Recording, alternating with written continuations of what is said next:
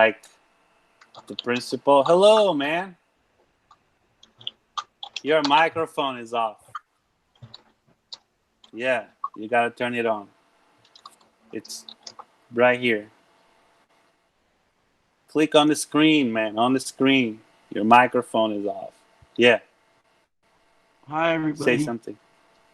Hello. So, guys, this is Kurt Jacobs Richard, straight from California. And he's going to do a little introduction of himself so you get to know him a little bit. And then we will proceed to the questions, right? Remember, I asked you guys to prepare questions regarding life in America, curiosities, whatever you want to know. At the very end, if you guys want to ask some private questions, fine. But now let's just keep to to some serious business, right?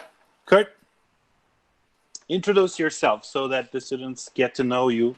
I told them that you are every Friday we're going to have a specialist into some kind of area. I told them you are a specialist in living life because you're very old and you're still alive. Yeah, I guess so. I guess you could say that. Specialist at living life, right? Yeah. So Um, yeah, so some of you guys already know me. Uh, I can see Aselina and Sophia and who else? Felipe, is that you? no, Yeah, Felipe is not here. no, Felipe's not here. No. But hello for everybody that already knows me, and for the people who don't know me, yeah. Um, Normally I'm there in Brazil, in Palmas, where you guys are, but right now I'm here in California visiting my mom and dad. Recently my brother passed away, so that's the reason why I came back here. Um, I don't know if there's anything else you guys need to know. Uh, I Well, would then like to. let's go to the questions. I yeah, would I'm like Starting ready. to. with the people who don't Oh yeah, know you yet, right? right now I'm in Napa, California. I'm at my friend's house. You can see he has his little project in the background here. We're working on cars and doing all types of crazy little things here. Do you see the car? This is America, right? Man, this is America. Yeah, of course. Good. So we I mean, start with Anna Sophia. What's your Anna question? Sophia. Hello, Kurt. I mean, I'm just want to say that I really miss you. And actually, it was a really good time when you were my teacher at CNA. And yeah, I'm so grateful Don't cry, to. Anna Sophia. But I mean, I miss you, and I would like to ask about like the way of California life, because I mean, in California, it's a really beautiful place that I wish I could go one day. And I want to know, I mean, what it's like if specifically in the coast, where it's like if it's nice and if you recommends us to go there and things like that. Absolutely. Well, right now, things aren't so good over here. The COVID virus is actually it's pretty bad right now. Um, I mean, as you probably already know, if you ever watch the news, you can see that California is one of the worst states where the virus is actually the most prevalent. There's like 3 or 4 states in the United States right now that are being hit by COVID pretty hard, and California is one of them. Um, but besides that, when I came back, I traveled up the coast with my mom. We went camping. We went to the beach, and people are practicing social distancing,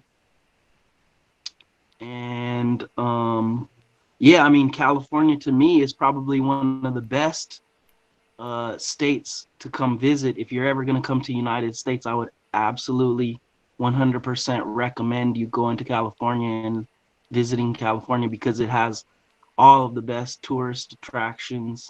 I mean, besides there's a lot of other states that have great tourist attractions as well. As you may know, like Florida and down in the south of United States, there's really nice places to go and visit. But for me, being from California and knowing California, I would say it's probably the best place to visit if you're a tourist. So yeah. Sophia, Cool. awesome question. I miss you too. It's uh, I'd love to see your face again. Um, yeah. Thank you. So, Kurt, the guy who just entered the room is our pastor and also our religion teacher at the school. So, Okay. Pastor, this is Kurt Richards. We used to work together, and he's in California right now, and we're having like a conversation class with the guys from the third grade. Who's next? Good morning. Good Nice to meet morning, you. Awesome. Alberto. Yeah. What? Good morning, Alberto. Right? Your Ah, name's yeah. Alberto. Oh, it's Hector. Heitor Oh, it's Alberto, Hector. Hector. Yeah. I'm sorry. I'm using a cell phone, so I can No, barely it's read okay. the It's screen okay. reading. So. All right. Cool. Who's next? So One thing, I wanna. Oh, can okay. can you stop to share your screen? I think it's better. You think so? Yes, Why? because you are seeing like double times. Sorry. Yeah. Cool. Okay. Like Ana Sofia said, I miss you so much, and I'm grateful for like everything you have done to me, like all the things that you share to me, all of your experience in the United States. All of your classes were awesome, and I think that everything that I know of English, you have a part of this. So it's awesome to me. And I want to know, like, if you, when you come to Brazil for the first time, you suffer like some preconception for you being like American or something like that. That's a really good question, Acelina. Um, yeah, I think I told you probably a few times, when I was teaching, when I was your teacher, at CNA. My first year in Brazil was probably one of the hardest times of my life, and I didn't feel very much preconception. Like I didn't feel like any kind of like um, uh, I felt a lot of social difference, but I didn't feel like any kind of preconception Prejudice. or prejudice or racism or anything like that. Um, the only thing that I went through is, Brazilians, they really have a different sense of humor than Americans, and the Brazilians tend to joke a lot, and you know and they like to make light of certain situations that may not you know But that like may not. the first thought that you have to Brazilians was like they're kind, they're rude, they are What? Oh, my first perception of Brazilians. Well, the most difficult part for me was not understanding the language too well. Portuguese was really difficult to try to kind of understand.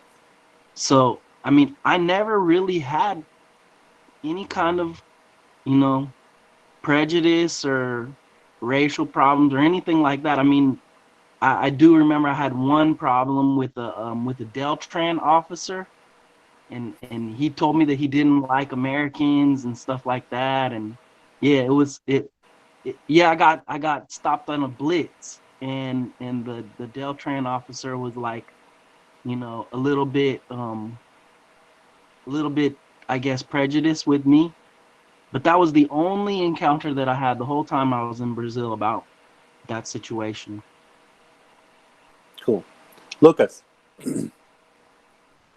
Okay, hey Kurt, my name is Lucas, and Kurt, can I ask you in a specific thing? I know you won't remember, but it is going to be really funny for me and my friends.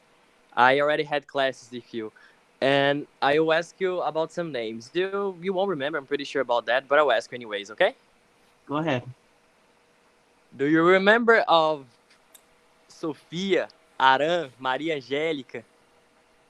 Of Do course. you? Inter Oh, one okay, and okay. Inter two. Yeah, I do. Yeah, okay, okay, okay. Just to check. And and my questions, I wanna ask you about how is the racial division in the U.S., especially in California? Because I know there are neighborhood divisions, right? Like regions for white and black people, even terms that white people cannot say. How does it work in the U.S., especially in California? And what is your experience about it? Man, that's a good question. That's a really good question. The thing is, Lucas, is you know, I grew up kind of in a racially diverse city. The city I grew up was is Berkeley, California, and Oakland, California. So a majority of the kids at my high school that I went to were black, and also a lot of other mixed races, but the majority was black. So being a minority race at the school that I went to growing up in high school, that it taught me a lot of about respect for other races and respect for other people, and no matter where they come from. Or but I believe that most of the injustice that happens right now with race is uh, it has to do with the social class and not the skin tone of your, whatever color you are. If you're black, you're white, you're brown, you're Mexican, whatever. The people concentrate more on your social class these days. But right now, um, the racial divide is getting larger. The spectrum is changing quite a bit because of what's been Yeah. happening You've recently been with seeing a lot of with protests, right? yeah. There still are protests going on. It hasn't stopped. Um, Yeah. in Oregon, the state right above California, they're still doing protests like every single day. And in California, they're still having protests, every single day. And people are destroying property and looting and uh, breaking into places and stealing stuff. And you know, um, a lot of it is uh, a lot of it is not really focused on the racial issues. A lot of it is just people wanting to steal, you know? Cool. Yeah. Isabella, your turn. Yeah. Hi. Okay, thank you. Um, No problem, Lucas. Nice seeing you, man. Miss you too, what bro. do you um, what do you think of the attitudes of the president of your country towards the coronavirus? Do you believe that he has done everything he can, or could be doing more? Isabella, that is a really, really good question. Um, I honestly believe that Donald Trump has not done everything he possibly could to stop the spread of the virus. I believe at the beginning when the virus came to the United States, he kind of brushed it off, and he kind of did the same thing that you guys, President, did. And he said, "Oh, it's just a little grippyzine, eh? Right? It's a little cold, right? It's a little flu, But um, we all know that it wasn't just a little flu, and it wasn't just a little cold, and it's not just gonna go away, And that's what our president is has been saying since the coronavirus has arrived here in the United States. He said, "Oh, it's just gonna go away. It's just gonna go away." No, it's not just gonna go away. We're gonna have to take some serious measures to to um, to make sure that this virus does go away. And, something has to be done. We have to be proactive, and you have to socially distance. You have to follow the rules. You have to wear a mask. Here in California, they mask wearing is mandatory. And if Donald Trump would have said that wearing a mask was mandatory at the very beginning when the virus was prevalent, then we wouldn't be going through all these problems that we're going through right now, and we may have even be able to open up the country again. But places are opening right now, like slowly but surely, but it's still pretty bad. So I don't think that Donald Trump handled the coronavirus, and I don't think he handled it very well, and I don't think he's been a very good leader for our country. And as you can see, if you watch the news, it's nobody really likes Donald Trump over here anymore. I mean, he has a strong following, but it's just some white supremacists, and some these really, really strong right wing Republican people who won't listen to any other logical thing. They only care about politics. They don't care about the social injustices that are happening in the country. Good. Mario. Thank you. Good question, Good Isabella. morning. Good morning, Kurt. My name is Mario. I'm 17 years old. But I don't have any questions. I just want you to know my name. And yes, is this. Hey, Mario, Mario, you didn't do right? your homework, Mario. You were supposed to prepare a question. I don't have a question. Any question, man. No. Mario, you can ask me anything, man. Come on, I'm not. Okay, What do you then think let's- about these protests, like racism protests? Is doing like vandalism? What do you think about this? Is like the do you know the Black protest? Lives Matter movement, right? Yeah, yeah, this. yeah, The BLM. lootings. Yeah. What do you think about this? Man, well, just like the question that I answered a little bit earlier, it's like I think that the social classes of people, when I say social classes, I mean the rich and the poor. I believe that the whole concept of social class right now is changing, and it's changing with the pandemic, right? The rich are getting richer and the poor are getting poorer, and the virus is it's kind of making this happen faster. It accelerated the process, so to speak. When I say that is thousands, well, millions of people are out of a job right now here in the United States, and in Brazil as well. Millions and millions. The unemployment rate is the highest it's ever been. We're headed into a recession right now. The economy is headed into a recession, and it doesn't look like it's going to be getting any better anytime soon. It looks like it's getting worse. And kind of a little bit of a side note to what I'm saying about the social classes is I don't know if you guys know this word, but there's a word, it's called gentrification. Have you heard of this word, gentrification? Mario? Yes. You've heard of gentrification. So Yes. you know what it is. So you know what it is, right? So, but I can't have an idea. Okay, so gentrification is when they try to kick out they try to kick the poor people out of the neighborhood and re-gentrify the neighborhood with rich people. They try to make the poor people go away, and they raise the rent, and then a neighborhood which was before maybe middle class or poor people will turn into all rich people instead. You see? Okay, I understand.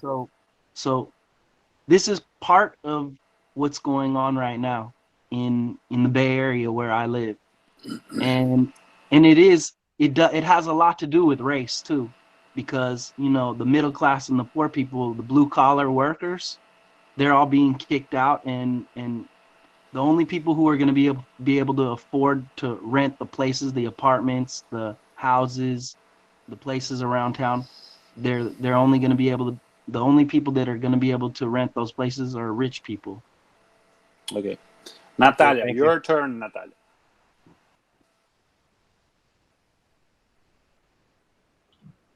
Really? Yes. Uh, so I don't see anybody on my screen. My screen is empty. Yeah, she's with the camera off. Can you turn on your camera so we can see your face, Natalia? sorry.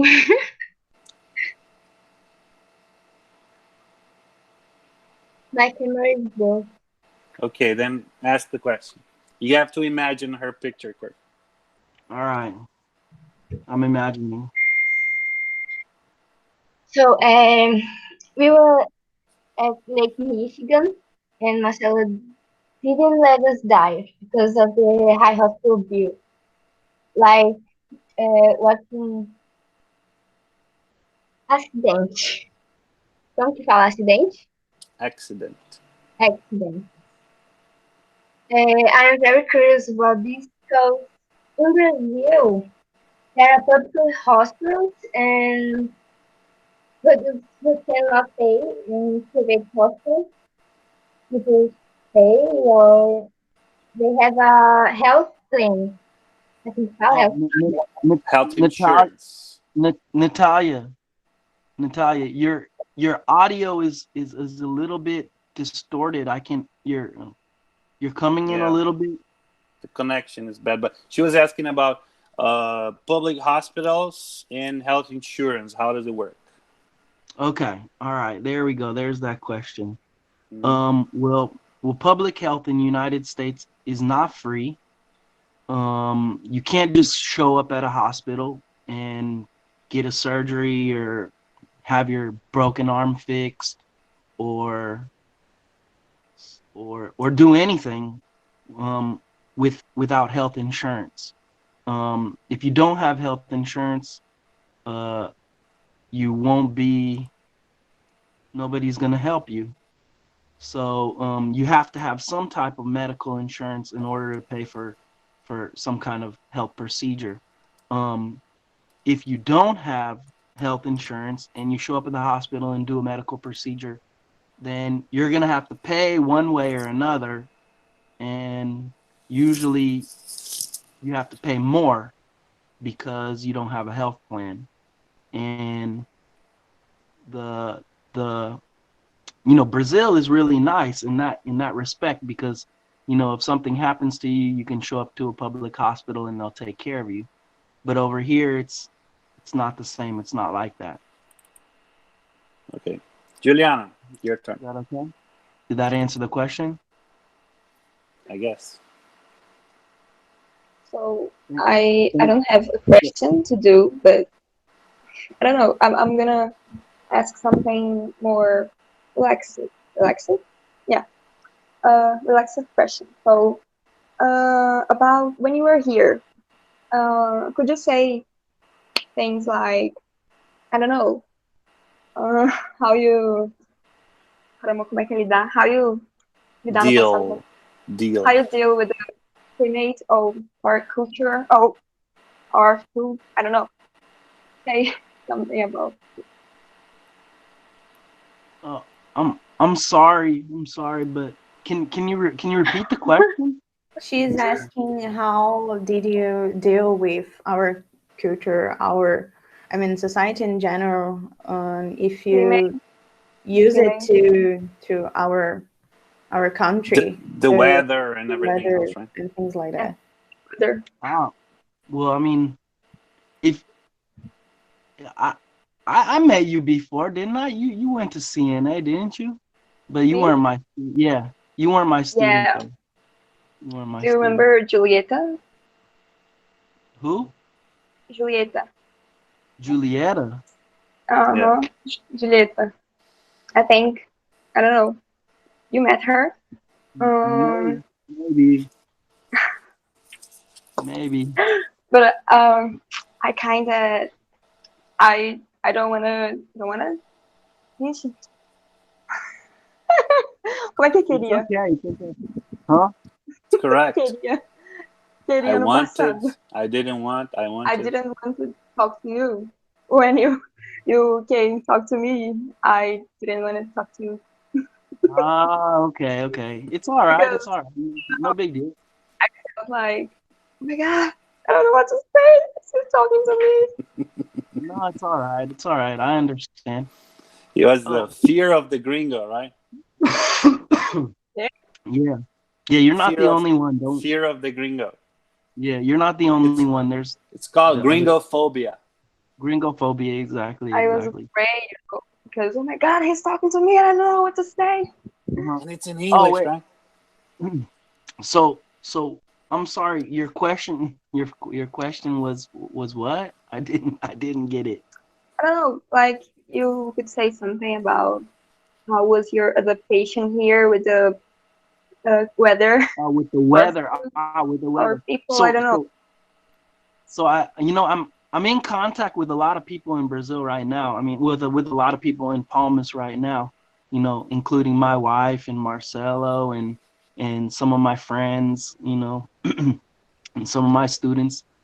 And they tell me it's really hot right now. Yeah, because September and October are probably the worst months to be there. Yeah. Is that true? Yes, totally. Yeah. It's way too hard. It's really hot right now, yeah? Yes. And I mean, you know, I lived in Brazil for more than 8 years, you know, consecutively. And I'd say it took me about it took about 2 or 3 years to get used to the weather because, you know, the weather situation is pretty extreme. It's pretty extreme. The rain, thunder, the sun that burns your skin off, and it's pretty intense. But yeah, it took me a long time to adapt. But when I did adapt, you know, when I came back to California, I can tell you, when I came back to California, I was freezing cold, and people are looking at me like, "You're cold?" And I'm like, "Yeah, I'm freezing cold." And they're like, "It's not cold out here. It's the weather is nice." And I was saying, "Well, shit, it's freaking cold." And everybody's looking at me like I'm crazy, but I'm accustomed to that weather out there where it's really hot. So now it's like you see the situation turned around on me. I was hot in Brazil, and then I got used to it. Now I come back to California, and now I'm cold in California. It's Pretty interesting. Cool. Okay, Larissa, your turn. Uh, should I turn on the camera? It would be a great idea Okay. if you could. Man, Thank Okay. you. man, what's Hello. wrong with you? Hey, Larissa. Hey. So I have two questions. Which one should I do? I don't know. Can Both. Go I ahead. Start with the first one. How about that? All right. So, I think I will start with the politic question. Like, we have this health system that is expensive, the BLM protests, the people having to go back to work. How is it all influencing in the elections? Oh, wow. How is it influencing the election? Yeah. Well, you know what? The crazy thing is that that's a really good question. Um, the thing about that is nobody really knows how it's influencing the election. The only time we're going to be able to find out is when November rolls around, when November gets here. Then we'll be able to know like how it's influencing the election because the media the media tends to portray one situation that's happening. The media is very biased. It depends on who you're watching, what news program you're watching, and what news program you pay attention to. And you can believe whatever you want. Nobody is feeding you. I don't know. Nobody's feeding you the correct information. I don't think anybody is feeding you the correct information. It's all kind of like, just like Brazil, people say, oh, global. And then some people like global and some people don't like global, right? It's the same over here. It's like there's Fox News, there's CNN, and there's right wing and then there's left wing news programs, and there's right wing and there's left wing media, and you don't really know who to believe. Everybody tells you something different, and then the only time that we're gonna know what's going on and what the truth is when the election rolls around and when we find out who gets elected into the presidency. See what I mean? Cool. Yes. Oh, yeah. It's complicated. It is. It The is.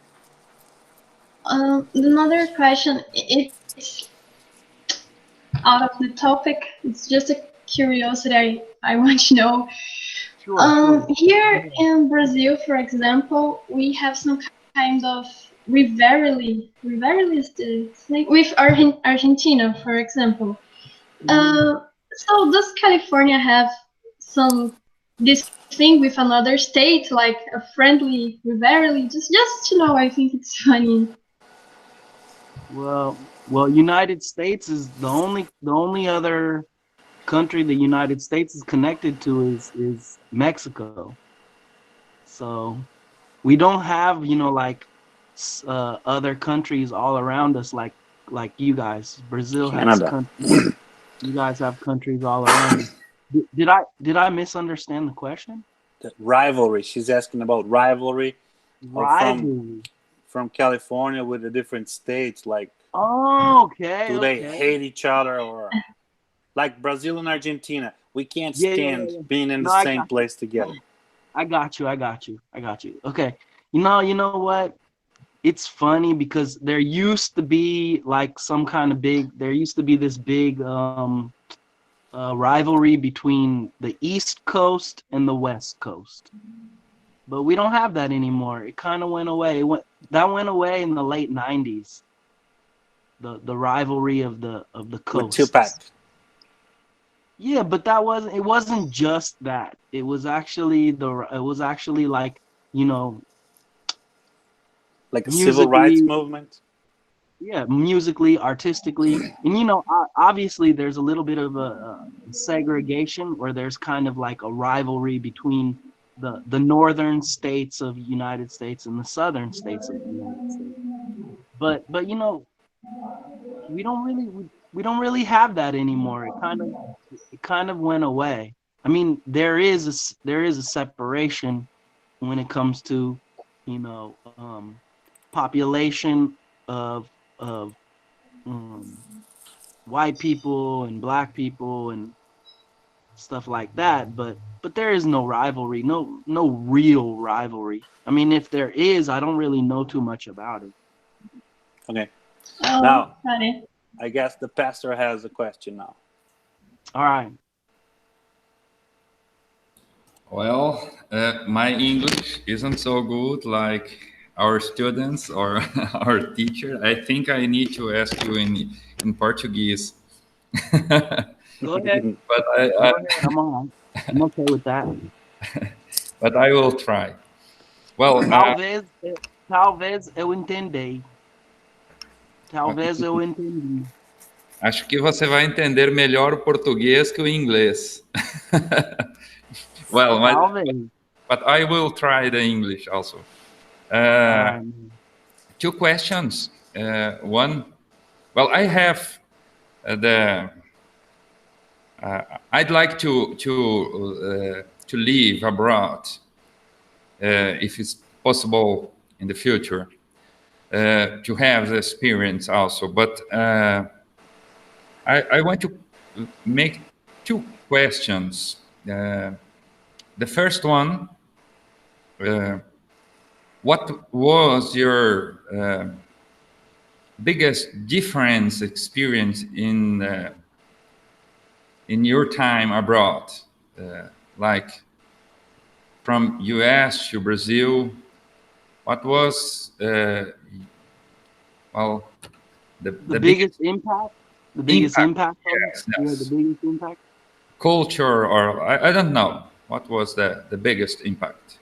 Yeah, for me, I would say, if I'm understanding your question correctly, I would say the biggest impact would probably be the language.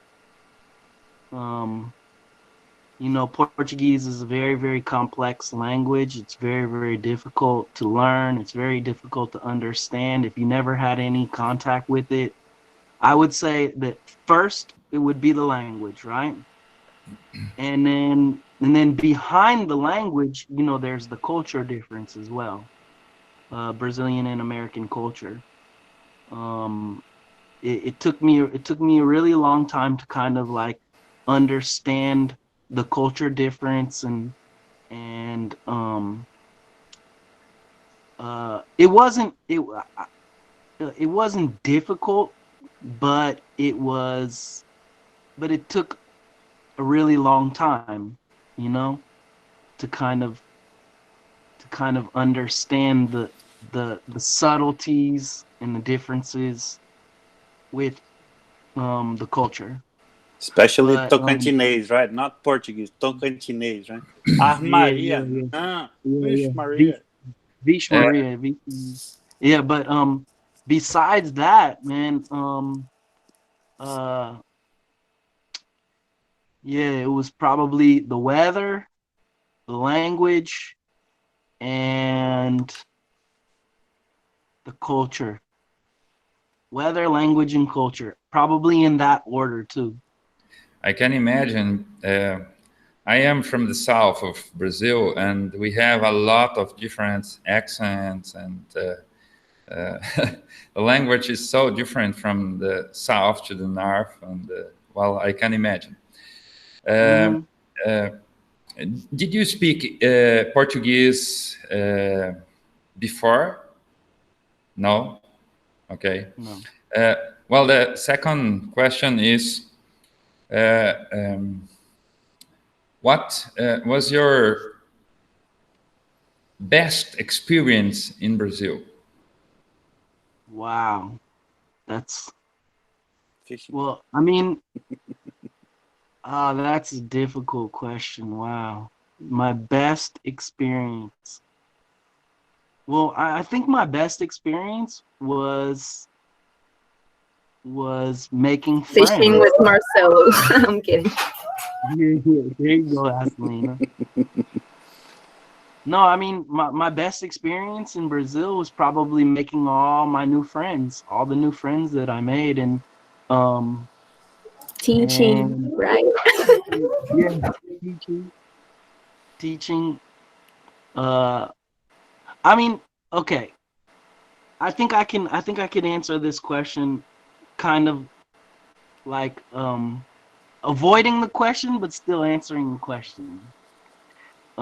My best experience in Brazil was probably just the whole experience. If I had an opportunity to go back and do it all over again, I don't think that I would change very much. I wouldn't change a lot because I mean I could have went to college and studied and did all that, but I decided to travel abroad and I decided to go and move to another country, and I think I probably learned more moving to another country than I would studying at any college, you know, any university in the world.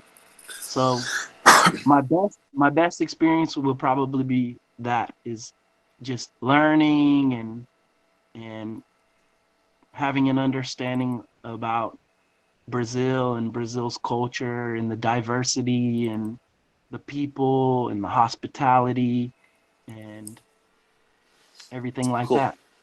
So I guess Mario has one more question. Go ahead, Mario. All right, Thank you very Mario. much. No problem. I'm sorry. It's what's your first name? T- Hector. Yes, in Portuguese we pronounce Heitor. Hector. Yeah, I know. But but but Yeah, English. we're speaking English though. Come on, man. Yeah. So it's Hector, right? Mario. Hey Kurt, when you reached Brazil, did you have had problem with food and things? Food and Yeah, it things. took me a little while to get used to eating beans and rice every single day. And piqui with chicken, right? Wild chicken. Yeah, and picky with country chicken. When I went to United States, I can't eat the food very well. No, I know it's the same thing, you know. if you It's so different. It's totally different. It's totally different. When I got back to United States, I was like, it took me a little while, but I'm kind of missing eating beans and rice. I miss my wife's food, so Yes, I understand. Is this? but I think that comes along with just being homesick, you know. Yes. Now, anyone can ask any questions. Go ahead, Ana Sofia. So when it was a question about like the presidential election, I was thinking because I took a class about it last week, I think so, and I would like to know if you guys from United States really think that the presidential election reflects in like the majority, uh, the opinion of the majority of the country, and if uh, you like the way of like it works, and because I mean for me it's really confused because it's pretty much different from like Brazil, how it works here, and I would like to know that. Okay, so that's a really good question, Sophia. So first of all, you're asking me if it's the majority and um if I think that it's the majority and it's a democracy and it works, right? Yes. Okay. Yes. So, well, the last election, the people who put Donald Trump into office were, it was, he was elected by electoral vote, right? Uh-huh. So Yes. he didn't have the majority. He didn't have the majority. He had the majority of the electoral college, which was the government. So basically, the government elected him into office. And I think that the reason why they didn't want Hillary Clinton in the office is because her husband had already been president, and it was kind of, they didn't want the same thing to happen. So they just wanted something to be different. They just wanted to change what was already there, right? And Hillary, she actually got elected by the people. She had I think more than 75%, almost 80% 3 million of votes more, right? yeah of the people's vote. So I don't really believe in the American political system because of this. Because um, if you have a real democracy, if you have a really good and real democracy, the way it should be, then the people would vote the president into office. It makes sense, right? Yes. But in this case, it doesn't work out like that. You know, the government, which is, you know, which is a lot of officials and people and politicians that have been put in the place that they're put, not by the people. They've been put there because some of them have been put there because they have family members that put them in high places, and some of them just have a ton of money to buy their way into the system, and that has a lot to do with it too, because money runs a lot of political views. It's like, it's almost like anyone can be bought. People think that the American political system is very, very it's very good and it works. People think that, right? But it's just like Brazil. It's exactly like Brazil. There's corruption, money runs this place. If you have enough money, you can pay your way into office. I mean, and that was proven when Donald Trump was elected. That was proven because he had a ton of money, and he had a ton of people that were that were um that were giving him money so that he could be in power, so to speak, so to speak. Anybody So I else? mean, there's corruption. Corruption exists, and it's very, very prevalent, and it's happening. And don't think that Brazil is the only place with a really, really, really bad political system. You guys aren't alone. Right now, we're in the same situation as you, if not worse. So don't think that Brazil is the only messed up, you know, political system.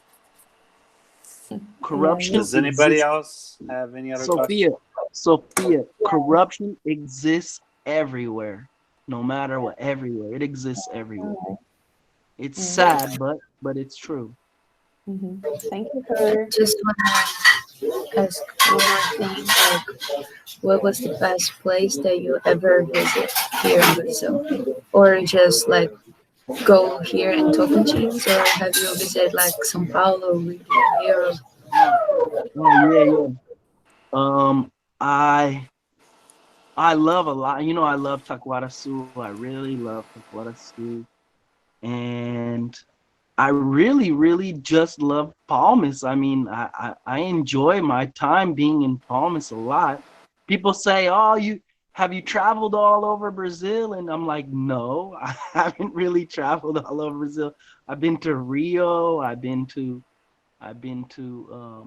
I haven't even been to Sao Paulo. I've only been to the Sao Paulo airport, so I can't really say I've been to Sao Paulo. But uh, the best place that I've been to in Brazil, oh my God, it's difficult. I went to a farm in Goiânia, and I with my wife's family, and I stayed there for a month, and it was probably one of the most beautiful places I've ever been, because they had those fish tanks, the tanks of fish. I guess you could say farm raised fish. And then, we would go fishing every single day, and eat barbecue and drink beer, So I'd probably say one of the best places that I've been so far is to that farm in Goiânia, and then also I've been to some farms around Paraíso that I really enjoyed, and yeah, I mean, I don't have Yeah. one particular place that I like more than anywhere else, but Yeah, I understand. Thank you. I love the river. I'm ready to go, man. All right. I'm leaving in just a little bit. I guess in 1 hour from now, I'll be in the middle of the lake. I'll fish. I'll get a fish and send a picture for you. Nice, nice, man. Have a couple of boosts too, yeah. Yeah. Well, guys, I guess we're reaching the end of our meeting. We got 2 minutes to go. I would like to thank you, Kirt, very much for sharing this time with us. I guess we all had an opportunity to answer some of our questions and get to know a little Thanks, bit more Marcelo. about American culture and everything else that we talked about. Thanks a lot, man. I appreciate it too. Man, you guys were all really, really nice. It was really nice seeing everybody's face, and you know, especially my old students, Sophia, Acelina, um, and yeah, I would love to do this anytime that you guys want to do this. Anytime you guys want to get in touch with me, it's perfectly fine with me. It's really nice. I'm gonna Yeah, cry. really Cry. nice. Does anybody want to say anything? This is the time because I'm It's about to I just take love, off. love really you so. nice to see you again. And yeah, thank you so much. Absolutely. When I get back to Palmas, you guys can come see me or whatever, and Yeah, Yeah. of course. or we could just could just meet on Google Meet or whatever too. Yeah. Yeah. Man, I really enjoyed this though, you guys. That was awesome. That was really nice. You guys came up with some really nice questions. I really like your questions, and I appreciate it a lot. Thank you for. Thank you, Teacher Marcelo, for this moment. Also, I think this is very important to our students, to our school. So thank you, Kirt, for this moment also. Absolutely, Hector. Nice meeting you, by the way. Okay, guys. So goodbye. Enjoy your weekend, and I'll see Bye you bye. back I'm next leaving. week. Don't forget to do your homework. Bye bye. All right, bye-bye. Bye Hasta la bye, vista. everyone.